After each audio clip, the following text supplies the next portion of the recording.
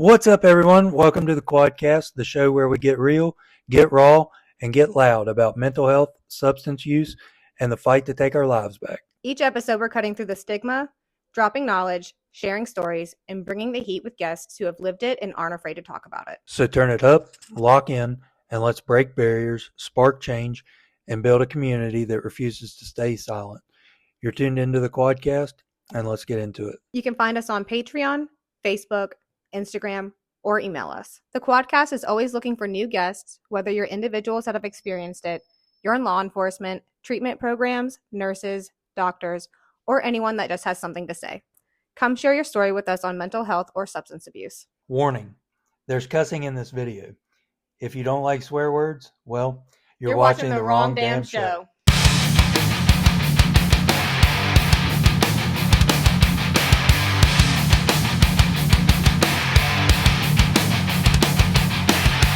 A little bit about me. I was off duty in 2017. I was with some friends of mine, friends, and I was put in the middle of a property dispute where the guys that I was with decided that they felt like they should provoke the other property owner, and he came out with a AR-15 and started shooting at us. I got shot behind the ear and in the chest cavity. Paralyzed from C5, 6, and 7. It's an incomplete injury, so I'm in a wheelchair. But the PTSD, man, I don't necessarily have PTSD from the actual incident, but I have PTSD from the hospital. Like where I had to wear the trach strap around my neck. Dude, I can't wear a tight sweatshirt. I can't sleep in dead silence because all I hear is like ringing and beeping in my ears from like the machines and stuff. I was addicted to hard drugs when I come out of the ICU. I was addicted to Dilaudid. There was Ativan. I was addicted to Ativan. So all that stuff, like I can remember laying in bed or in the hospital bed, man, just having freaking wild ass dreams in my head. Just off the wall kind of stuff. And there's some nights like I do CBD gummies at night just to kind of relax my body and stuff. But there's some nights like I started smoking marijuana 2 years ago. I got my medical cannabis card and all that. And I was using it to, for my sleep and just my actual, body rigidity, just muscles. And, but man, it got to where it was literally sending me through PTSD episodes of laying in bed, not being able to move, or having hallucinations of just crazy crap, man. And I was like, I can't do this anymore because it's going to set me further back than it's actually helping. So I up and quit.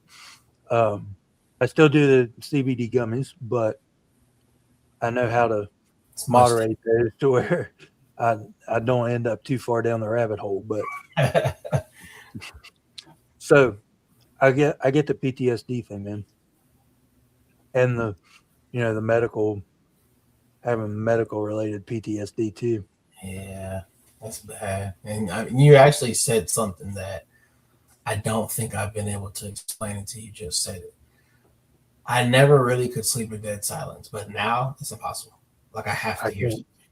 I have to sleep with the TV on or music playing on my phone whenever I go to bed. Yeah, because my brain, if I'm too still, too quiet for too long, my brain starts playing movies. And it's like, okay, yeah, this is not fun. This is not what I bargained for. And another thing that I've realized, like complete darkness, I can't do that either. If I don't have like the light of the TV on or just a little bit of light, I can't do it. Like, I don't know if it's like darkness of being in the unconscious state for 4.5 weeks or what it is, but I can't do the complete darkness either. That's a very good point. That could very well be so. I didn't think about it like that. There's so many aspects to it. Like if everybody will look at it from a different perspective, but Right. that's the only like descriptive context that I can provide somebody that's never experienced that themselves. It's a wild time. Well explained. A wild time. Yeah, I can agree with that. Oh man. So you're 250 days, well, almost 9 months sober. Yeah. What was there anything that you were trying to escape while you were using cocaine or drinking? Like, were you trying to use it to escape something or just having fun? At first it was fun, but then it became trying to escape inadequacy. It became trying to escape the feeling of disappointing people. It became the relationship I was in really wasn't going well, which, by the way, was my fault. But, Sure. and in lieu of those moments, you don't think about it. It's like the relationship's bad. It don't really matter whose fault it is. And I'm Right. trying to escape those feelings. That's why sometimes I would stay out as long as I could, or I'd sneak out at night. Like, she usually went to sleep at like 11, so I'd wait till like 12:30 and then go to the bar because they close at 2. But then I end up at the after hours because it's like, oh, I really don't want to go home. Like, I didn't Right. realize that until I got out, and I'm like, oh, this is fun. Like, I'm not even doing anything. I'm just standing here listening to music. Like, and this seems more fun than sitting at the house going to sleep. Like, what is that? I don't know. It was actually a lot of feelings. I wasn't doing music either. Like, I'm really big on music, and I wasn't. It was a long point in time where I kind of stopped doing music, and that's usually my biggest outlet. But I couldn't afford to go to the studio, so it was like, what do I do? And I'm really big. Right. I don't really care for the home studio vibe. Nothing against people that have it, but like for me, I can't do it. I don't. That's because going to the studio for me is an escape in itself. Right. So I need to be somewhere other than at my house. That makes sense. It's not fun though. When you think about it, like I said, well, so many things. Like I said, inadequacy, disappointing people, feeling like I wasn't a good father. Feeling like I was letting my kids down. Of course, letting the family down. Like, you try to escape all those feelings and you don't realize sometimes you're just inducing them. Like sometimes you're just making it worse. Sure. Like if Go ahead. No, I'm sorry. Go ahead. Now, like I guess, you look at it like this. If I'm letting them down but just without drugs, I'm gonna really let them down when they figure out how much.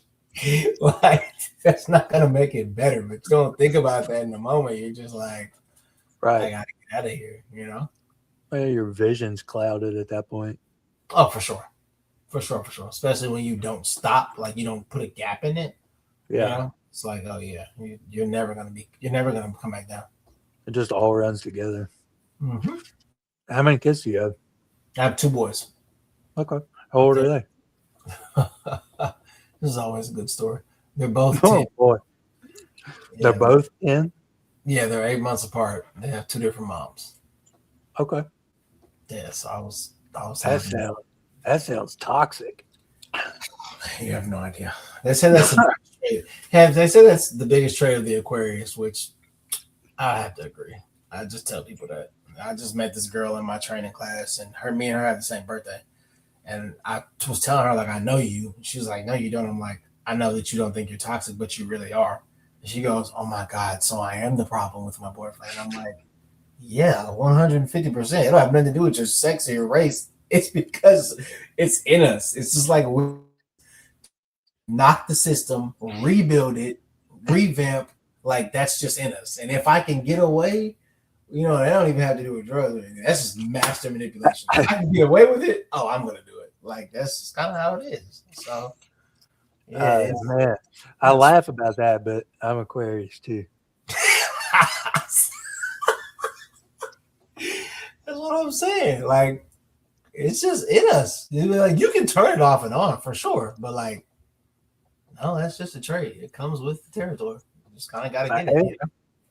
I mean, I wasn't really believing it until you said it, but that's pretty bad. I mean, and which is funny too, because I don't usually mention this like in regular conversation, right? But we're here.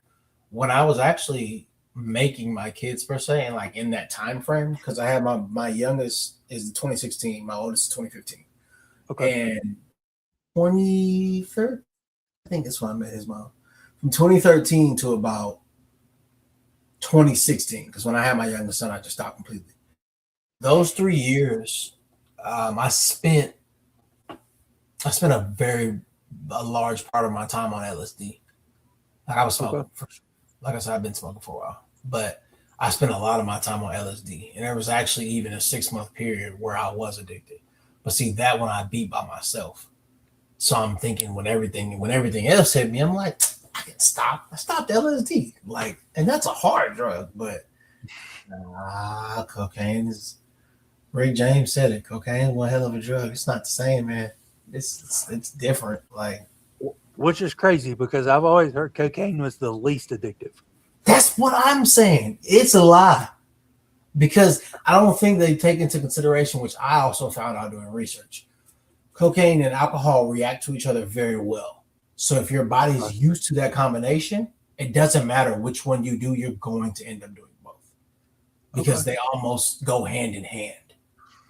Which it makes sense because like when I was growing up,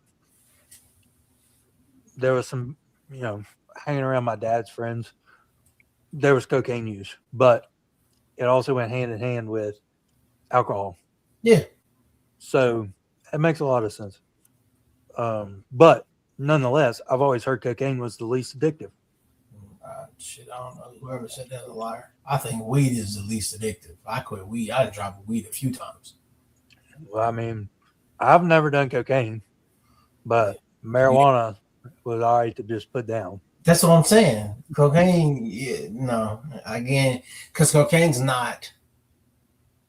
like weed in this aspect. When you think drinking, right, there's not an atmosphere for drinking. It's a bar, right? But when you're smoking, it's like, like my tranquil place. Like it's a world that you immerse yourself in. Cocaine is the same way because everybody does it. You can go to a restaurant, a Waffle House at 12 o'clock in the morning. They're going to be doing it. You can go to an office building downtown at 10 a.m. and they're going to be doing it, drinking coffee. Like it's almost like alcohol. It's widely accepted. So it's so much easier to get. It's actually easier to get access to than weed in Texas sometimes. As long as you know where to look, it's much easier. So I think that's what makes it harder. So in Texas itself, and we're in two different worlds. So the people that I would normally ask about what could be done differently in this state about mental health and substance use, I can't necessarily ask you that because you don't know anything about West Virginia. What in the United States or Texas, off the top of your head, do you think could be done differently with mental health and substance abuse to make the fight better? That's a very good question. It's something I've been asking myself for a while, trying to figure out what part I can play in it. I think the biggest thing, and I know, based off of my research, the biggest thing that we as a country can do, and we as Texas, there's so many homeless people, right? Most of the homeless people struggle with drug addiction. It's pretty widely known, like, because you're in that life anyways, right? My thing is, there's always a moment before they get there that somebody could have helped them and they probably turned them away. I can even say that for myself. I slept in my car for 6 months and I was asking for help, but nobody could give me the help I really needed. At that time, I definitely wasn't going to rehab. Not at 23. I don't even thought in my head. No. That just doesn't even sound cool at 23. Thank you. Who what? You went to rehab for what? You went for LSD? What? I'm like, come on now. So no, I wasn't doing that. But I feel like, even I needed help. I'm not perfect. I'm sure you needed help. All this money we make, they're talking about putting it and giving homeless people housing. You can avoid a lot more if you just house them in the rehab center and let them learn. Some of them are very cognizant, right? And again, that's at your base level. But in schools, they teach us so many things that don't even make sense in school. You're not going to use calculus unless you're about to go do something that requires calculus. I agree, 100%. There's math class was a total waste for me in school. I make graphics and make music. That has nothing to do with math. Now, English, for me, yeah, for sure. Computer science, yeah, obviously. I should have taken more computer science. Oh my God, it's insane. But I said that to say, they should teach classes. It can be an elective, but you should teach kids because kids are struggling with that. Then there's both rehab centers I went to, they have a kids rehab, which means obviously there are kids that are struggling. Most of the time it's because their parents were struggling and struggled in front of them. Sometimes it's just because of the people they were hanging out with. But again, it's I think we should teach those things and at least offer those courses. How hard would it be? It's just like college. How hard would it be to get a psychiatrist or a psychologist to just come to the school and teach 3 periods? Just 3 periods to educate people on what's really going on and how bad things can get. Because if you don't know, right? Okay, don't be homeless. Don't be homeless means pay your bills, right? Okay, cool. I guess, right? But it's not that simple. There's so many other variations of not paying your bills or paying your bills, and just it's a lot of different things, right? So with mental health, I think they should provide the knowledge for people to understand, okay, you can be suicidal, but you're suicidal for a reason, right? Okay, cool. You may think you like weed because you've been smoking since you were 12, but do you know where that comes from? Do you even understand? Because then when they get out into the world, they'll be much more equipped. Will they still make the same decisions? Probably. We went to sexual ed class and still had sex without condoms. So maybe. But then you have people who genuinely will accept that knowledge and take it in. Like you said, you should take more computer science. I took a lot of English. I even took a creative writing class because that's something I found joy in. I took a lot of English, but my mom did most of my work. I feel that. I loved it because what are we doing? Writing papers or reading books? That's easy. What's the hard part? Give me the hard work. Right. There's nothing hard in here. You just got to read the book and pay attention. Right. That's any subject, truthfully. But back to how hard would it be to make it an elective class? It wouldn't be that hard. Yeah, it's not. I really don't. Because that's not the first time that I've heard that. And I'm glad that you brought that up. I had a conversation with somebody probably maybe a month ago about that same thing. We have the DARE program, or at least we do here in West Virginia. We used to have. What does DARE do? DARE does not shit anymore. No, we still ended up doing drugs. What did DARE do? I was in DARE from 1st to 5th grade. Exactly. So why don't we just get rid of DARE and focus this money somewhere else? Somewhere much more efficient. I get the concept of DARE, but at this point in time, DARE is not doing anything for the problem. No. When you could use that money towards an elective class by paying another teacher to, somebody that's actually educated in those 2 things. Yep. Well equipped. Yeah.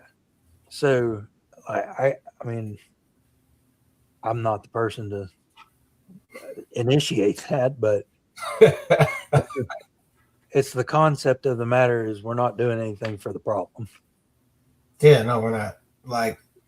And I mean, I can say I'm going to school now to try to get I'm working on my associates now. So I graduate from the associates part in fall 2026, and I'm going bachelor's, master's, doctorate.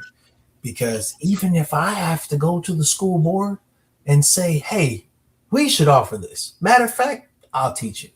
I will do it because, again, there's so many things that kids, they're like, oh, well, we shouldn't introduce the kids to that. Why not? We was fine telling them it was slaves. We was fine telling them the narratives that weren't true about history. We were fine doing everything else. Y'all don't mind giving them 7 science classes that they're never going to use. But you're trying to tell me mental health is not a good one when they're probably struggling with it and don't even know? At least West Virginia. I know, when I was in high school, we had to have 2 semesters of health and 2 semesters of gym. Yep. And they were split up half and half. You did a half a semester of each. We do that, but we're not worried about actual mental health or substance use. Like, you don't get any of that in health class. Sorry, you don't. Thank you. I'm not even sure what they taught me. I'm telling you, I wasn't paying attention. The only thing I ever learned was how to put a condom on a banana.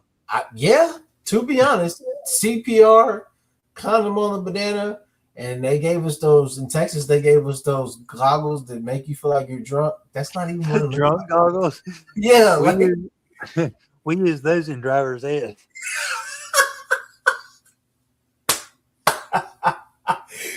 It's not even what it's like. They taught us how to drink and drive. That's what I'm saying. You know what I'm saying? Like, you're gearing them up for all the wrong stuff. Like, why are you showing them what it's like? They don't care. Like, I tell you that right now. I can promise you, no, hell. The drunk goggles don't do the real thing any justice. That's what I'm saying. It's like, it doesn't look like that. They don't do the real thing any justice. I don't get it, man. But so fentanyl is absolutely stupid right now, right? Yep, it's bad out here too. Drugs are bad, but when we actually start taking action against it, it's bad. Cause man, that is one thing that you're closer to the Gulf of America than I am. Man, that's one of those, like, who said this? Oh my God, I just heard somebody say it. But pretty much it's one of those, like Kanye. I love Kanye, by the way. He says a lot of stupid stuff, but he also says a lot of smart stuff underneath a lot of stupid stuff. And you just got to look past the bad. 100%. One thing he said was that it's a lot of, like, instead of making money to help people and helping other people make money so we can avoid the problems we're in, we're trying to keep everybody in classes, and you're trying to make them believe that that's who they are. And we're poor. We're poor. We're never going to be rich. We're middle class. We're not poor, but we won't be rich. The rich, I'll never be poor. You know, like, we're doing it. We're shaping it like that. So if I can keep fentanyl on the streets and I can control population control, because let's not act like that's not a thing. If I can keep fentanyl on the streets and kill half of y'all, I don't even have to have a cop killing some kid without a gun.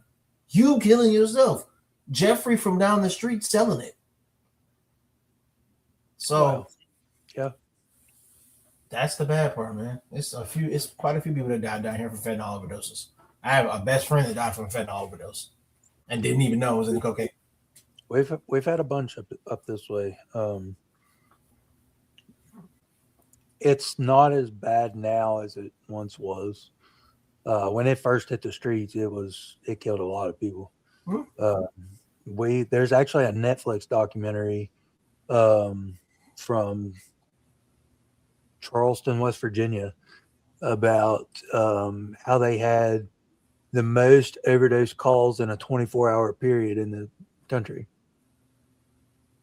I gotta watch that. I didn't like documentaries till recently. I can't remember what the name is. I'll have to get it for you and I'll send it to you. Please. But that's legit. At the heightened portion of Detroit and everybody being down, pushing the dope into the outlying areas, man, that was West Virginia for a hot minute. That's scary. So How is the judicial system in Texas?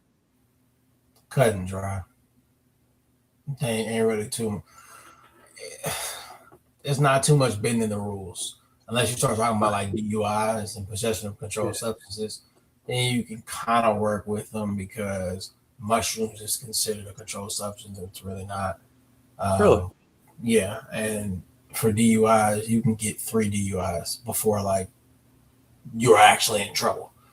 Because your first one, you can get slapped on the wrist, depending on as long as nobody was hurt. That's what kind of determines it. If you just got put over drunk driving, I mean, it is what it is. You know, they'll put you in the drunk tank and you sit there for a couple of days. They might give you a slap on the wrist. They might give you probation. Second one, you got to put a blower in your car. Definitely probation. And the third one is over with. I got you. So West Virginia is a little bit different. Ours is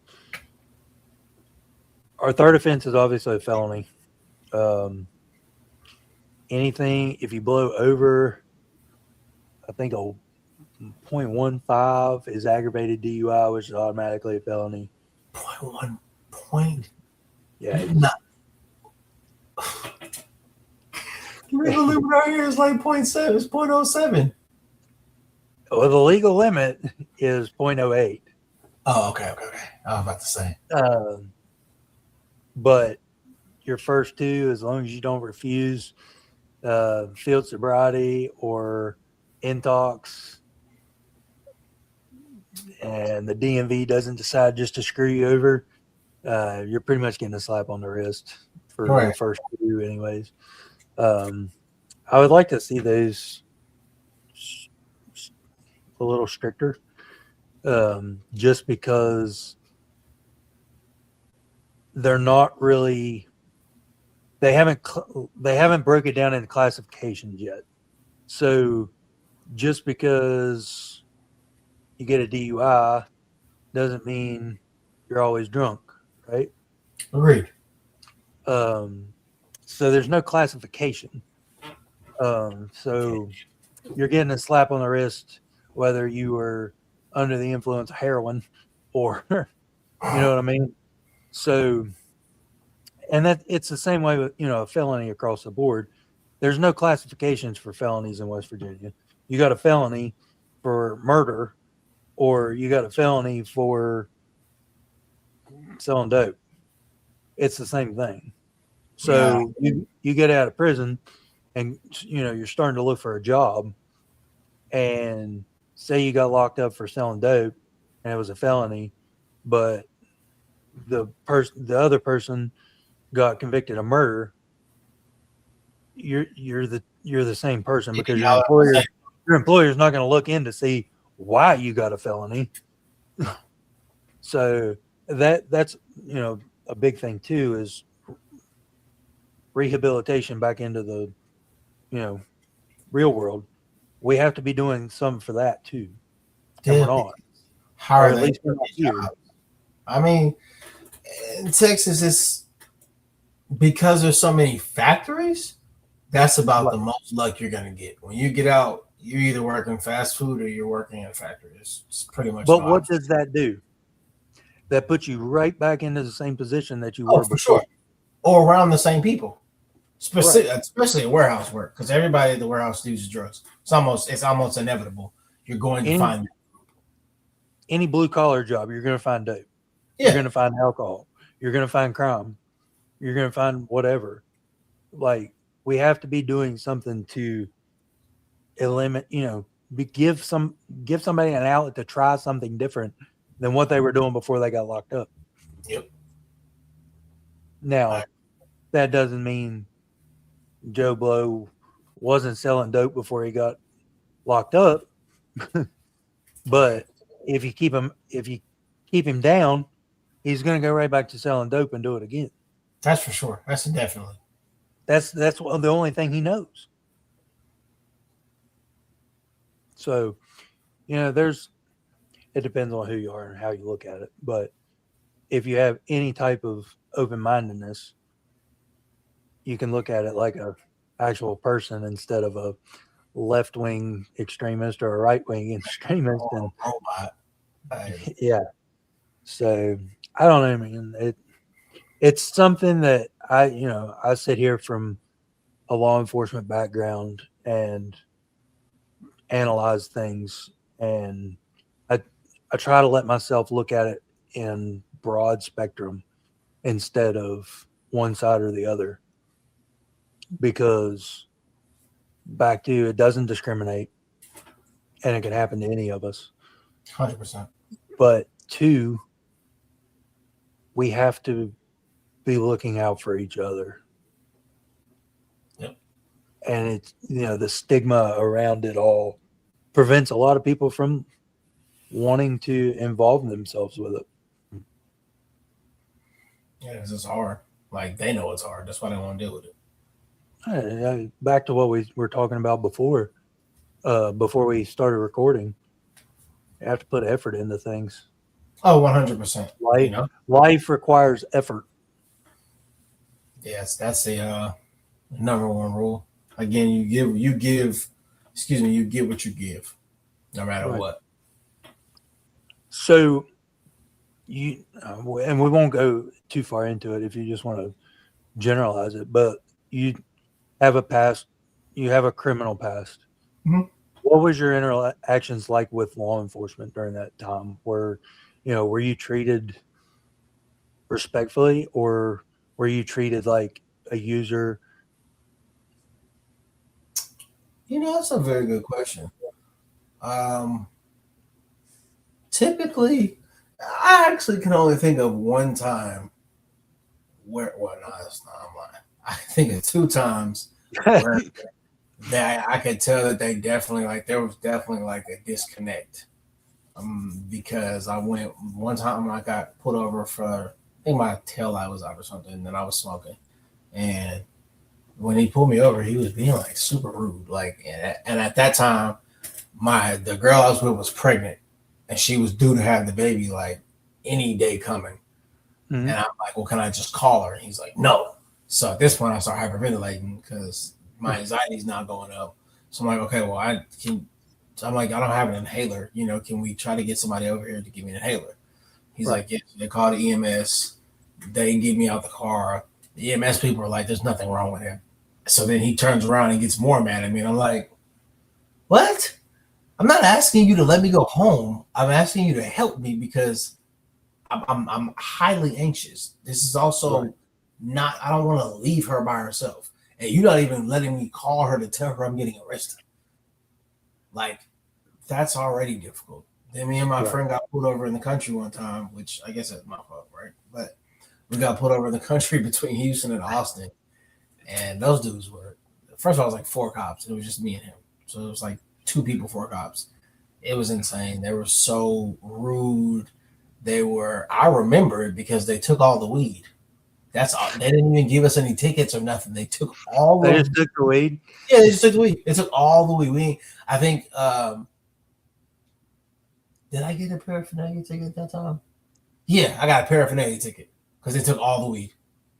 And then left me with I have backwood. So they took all the weed, 1 backwood pack, and left me with my backwood and gave me a ticket for paraphernalia. I'm like, bro, y'all. So full disclosure, it used to be my most favorite thing to do. I agree. I'd either just take your weed, I would literally probably stomp it beside the car on the asphalt and not give you a ticket. I was like, that is like the worst thing that could ever happen. Like that made people more mad than if you'd have freaking took them to jail. Yeah, because jail I can get out and smoke. Now that might have been my last. That might have been the last of what I had, or all I had for a road trip. And you're not only taking it, but you're asking. Yeah. I mean, the logic behind it makes a lot of sense. I mean, when you look at it from this side, yeah, it makes a lot of sense. But when you look at it from the other side, man, that's just a real buzzkill. Yeah, because you're finna let me go. You didn't even get what? So I can you go. Ain't even mad about that? I don't even get community service. Thank you. It's just bro, because I mean, it's funny you say that too, because you're more mad. You're really bro, you could have just took me to jail. It wasn't like I was getting the weed anyway, because You took it, send me on my way. You took me to jail, send me. You know what I'm saying? You have it, bro. No matter what. But I guess it would have felt like you did more if you actually took me to jail. It's just like it's a slap in the face because you have to sit there and like watch it slowly faint out of your possession. Yep. It's the worst. Any other time I got pulled over, I got pulled over twice smoking a blunt. One cop, he was on a bike and he like pulled up next to me, and he wasn't trying to look at me, but I just happened to lock eyes with him at the same time, and I was like, and he goes to tell me like to go into the next parking lot. I'm like, shit. So I pull in the parking lot. He's like, man, do you know how dumb it is to be driving and smoking? He's like, I could give you a DUI ticket. I've never had a DUI ticket, like, because I've always been high when I got pulled over. Right. You know? So, but like, he was like, man, I could give you a DUI, bro. He's like, look, if you gonna smoke in your car, don't smoke in your car. And I was just like, okay, I get what you're saying. That's what people don't understand, man. Like, if you don't smoke in the car, we have no reason to search your car. Yeah, exactly. Because if I don't come up to your window, but it don't smell like weed or alcohol, then you mean that. And a lot of people don't understand how far marijuana, the smell of marijuana, travels, especially to a sober nose. I was at the other side of the gas station. I got out of the car the other day, and I was like, man, that's strong. I even walked to the door, and I was like, oh, there's no way I can still smell his weed. Like, and he's not even smoking right now. I pulled up on a traffic stop one time. I used to run a canine.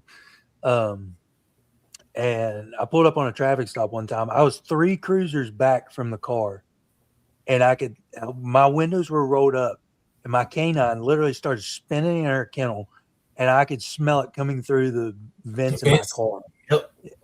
Bro had a pound and a half laid up in the car. And they called me for a canine sniff, bro. I'm like, y'all didn't even need a canine. I'll be the canine. It's in there. I can tell you exactly where it is. Y'all have consent. Go ahead and search. I'm like, oh my gosh. That's funny. It's wild, man. It's wild.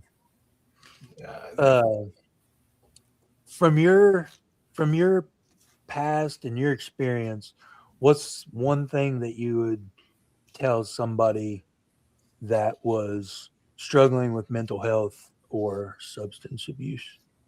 If you need help, ask for it. And if you're afraid to ask for it, look for it. You know, if you don't want to ask somebody, just look for it.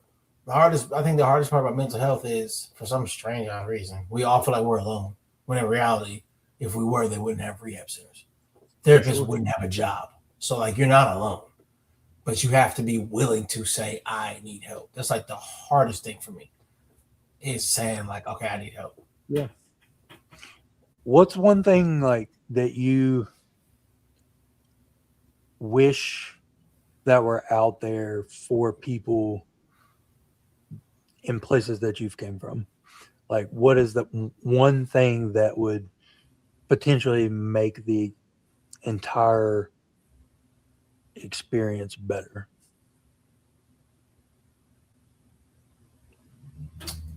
We briefly talked about this, but I think making mental health knowledge more accessible.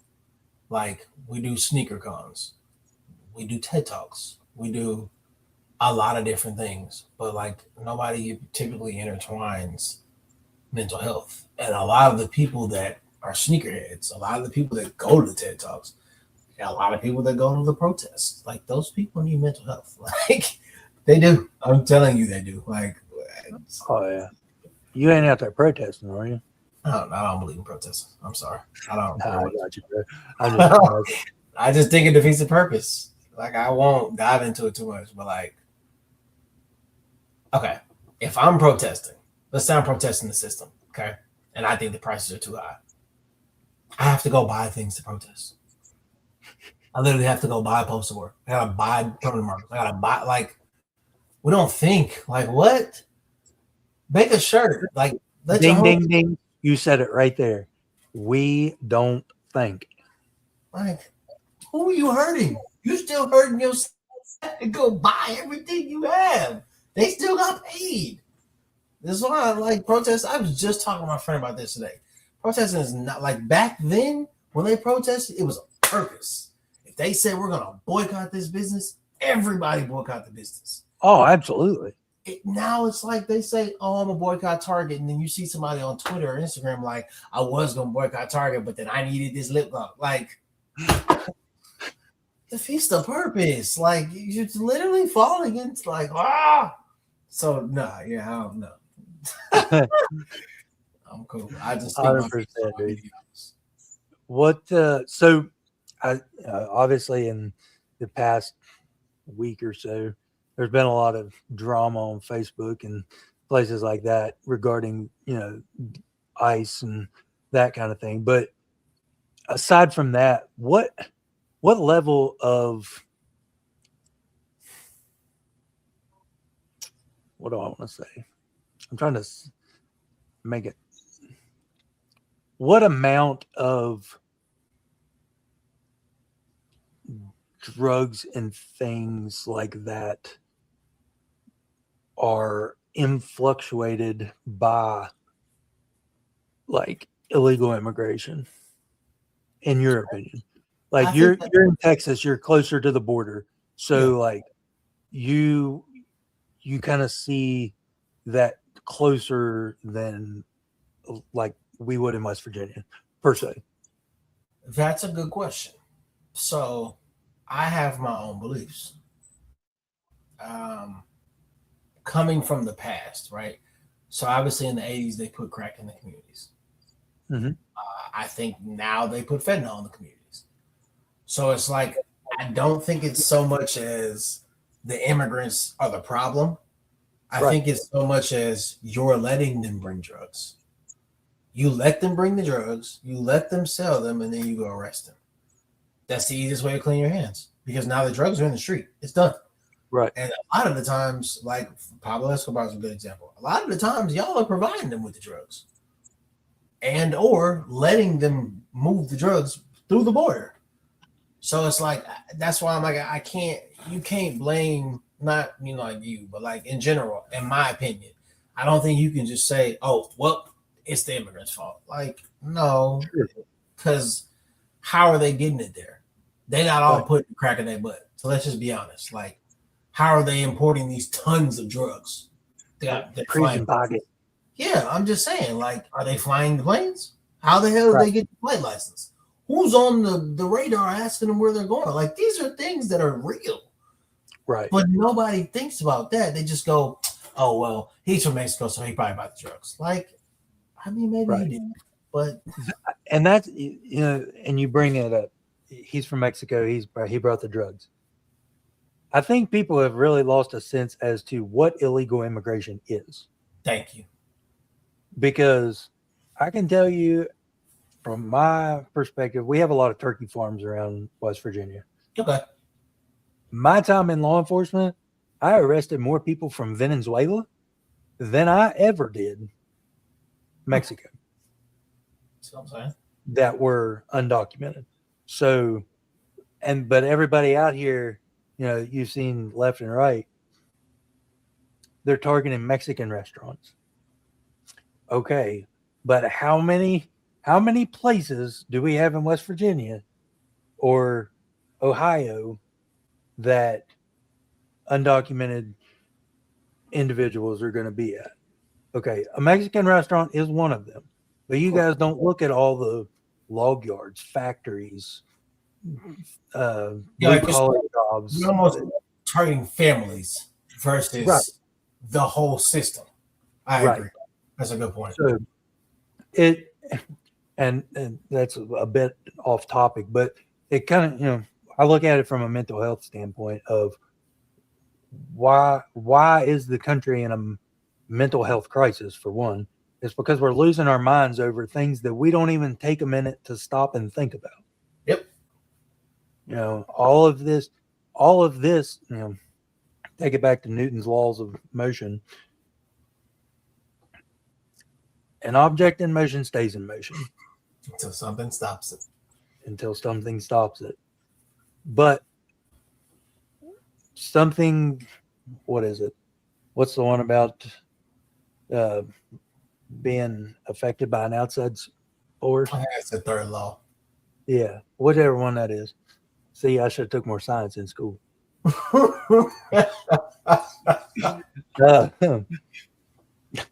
Shit, I never forgot what I was going to say. But you have to stop and think about what all plays into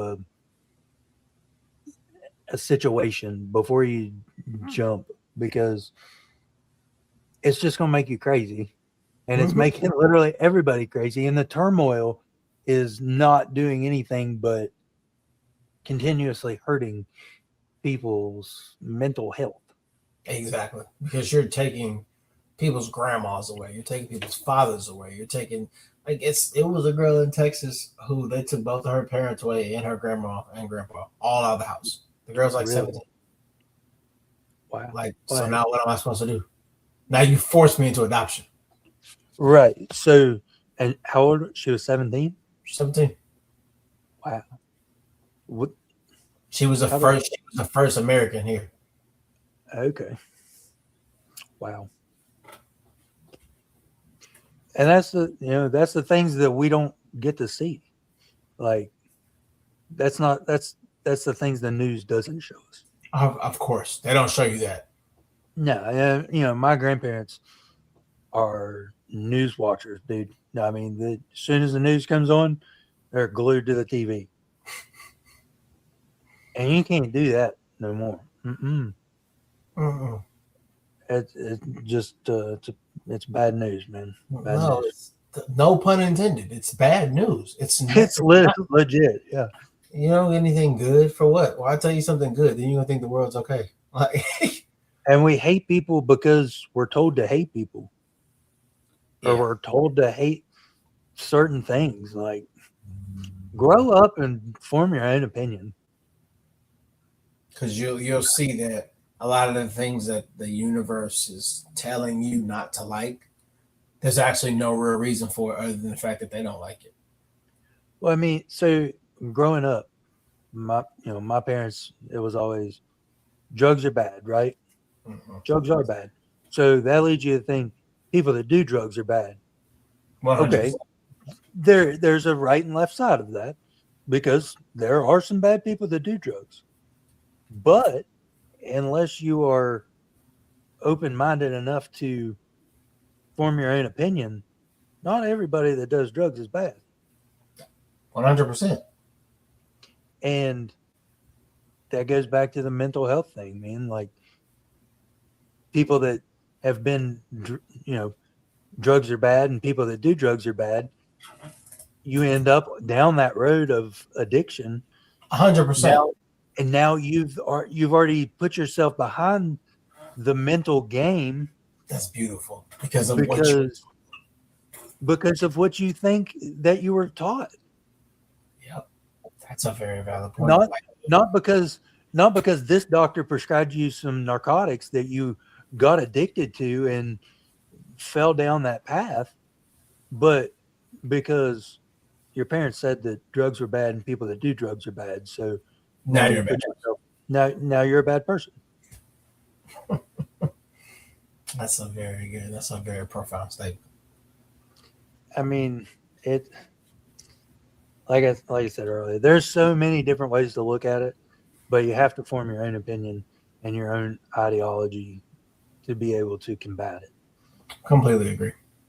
So, man, you got anything else you want to throw out there and let everybody know? No, that we didn't cover? No, that's okay. I appreciate you guys. If you want to follow me on Instagram or TikTok, the name is The Prince Yoda, as you see on here. And then it's Yasquiat, YAZ-kwee-aht. Please feel free to follow me. If you have any questions about mental health, I can definitely answer, or I can give you to someplace that, possibly can answer. If you need help, don't hesitate to call me or text me or send me a message on there, because I do provide my number, I do provide my email, and I can provide you with resources. I have a lot of friends in a bunch of different places, so I can provide resources. Yeah. If you want to send me your email and stuff, your contact info, yes, I can put it in the description of the videos. That way it's out there, and I'll tag all your socials too. You said you were on Instagram too, right? Definitely. Instagram, Facebook, and TikTok. Okay. I'll find you on Instagram and TikTok because obviously I've got you on Facebook, but I'll find you on the other two. That way I can link it all together. Sounds great, man. I appreciate you for having me. Yeah, absolutely. I appreciate you taking the time and sitting down with us. Nah, man, it was fun. Great questions, great conversation. I'm glad we could finally catch up. And if you ever need anything, you know where I'm at. Yes, sir. Same. Have a good day. Cold ass West Virginia. Yeah. Well, I'm in hot ass Texas, so you let me know. Hey, I'll trade you any day. Man, look, I might be okay out there. Bro, you're gonna leave. Oh my gosh. Man. You have a good evening, bro. You too. Thank you again, man. Yes, sir. But thank you. And that's a wrap for today's episode of the Quadcast. Remember, breaking stigma doesn't stop when the episode ends. We're building a movement, and you're a part of it. Stay strong, stay aware, and stay connected. This is the Quadcast signing out.